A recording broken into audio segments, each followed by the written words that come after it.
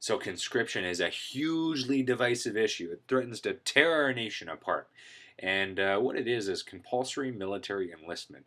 Now, what that means in plain English is when the government forces you to go to war. Robert Borden sees this in 1917 as hugely necessary. A lot of men are dying. These are battles of attrition where machine guns are literally mowing down entire generations of people. And he says, if we got to win this war, we need to send more people. People just weren't volunteering to go to war anymore.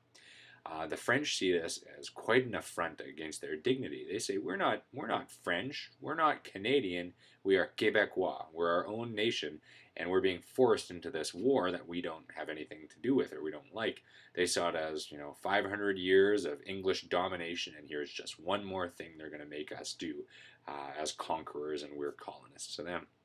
So Robert Borden, regardless of the hard feelings he knows it's going to cause, which is hard as a politician, he creates the Military Service Act, and that is the actual name of the act, which said all able-bodied men between 20 and 45, 50 are going to have to go to war. Lots of people realize this is a bad idea. It's going to strain our economy. It's going to make it so we don't have any boys on the farm doing the work. It's going to make it so that there aren't people working in factories. It's going to be all women. And some of these jobs men were required to do. Farmers hugely opposed it, like I said. Prime Minister Borden says, okay, I'm going to put my political life on the line. I'm going to go to the electorate and say, we're going to have an election on this issue. If you don't want conscription, people of Canada, don't vote for me. But, as any good politician does, he screws people over. And it reminds me of the old joke, how do you know when a politician's lying? His lips are moving.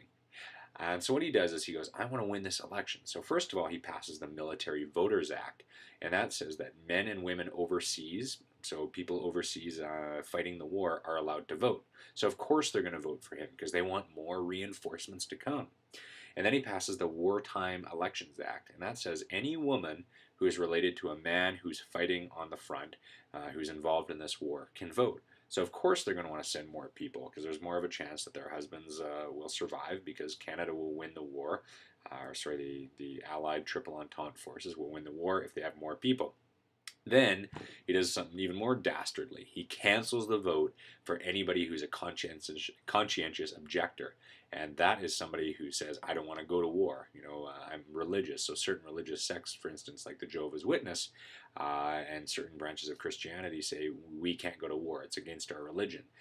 And so they get an exemption. And he says, no, you can't vote. He also cancels the vote for anybody of Italian heritage, Austrian heritage, Hungarian heritage, or German heritage. So they're not allowed to vote in this election because he figures they'll vote to end the war. Vote against conscription. He also invites any liberals, so he's a conservative. Liberals are people in a different political party.